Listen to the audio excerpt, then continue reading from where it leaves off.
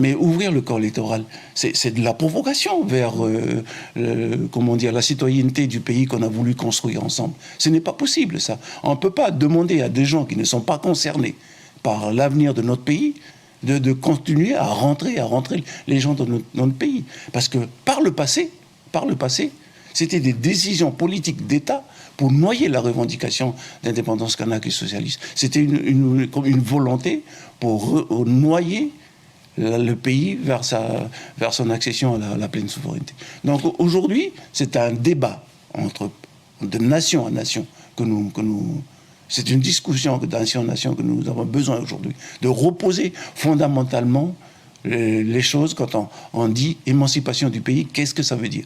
Quand on dit décolonisation, qu'est-ce que ça veut dire? Or, on le voit, on donne d'une main pour le reprendre d'une autre. Et ça, c'est pas possible pour nous. Alors justement, par rapport à ce corps électoral, comment allez-vous négocier le maintien du corps électoral si Emmanuel Macron est de nouveau élu à la présidentielle pendant les présidentielles? Il n'y aura pas de négociation sur cette question-là. Il n'y aura pas de négociation.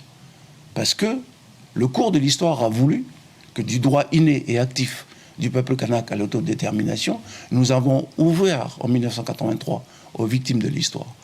En 1988, on a ouvert aux populations intéressées.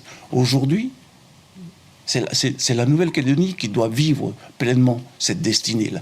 Donc ce n'est pas en chargeant sans cesse le corps électoral qu'on va y arriver. Et on a besoin de construire un pays. On a construit un pays avec les ressortissants du pays, avec les citoyens du pays. Donc c'est une logique historique qu'il faut remettre en route. Ce n'est pas d'un coup on avance et puis on recule de 4 pas ou de 5 pas. Gilbert Viennon, merci d'avoir accepté notre invitation ce soir. Merci.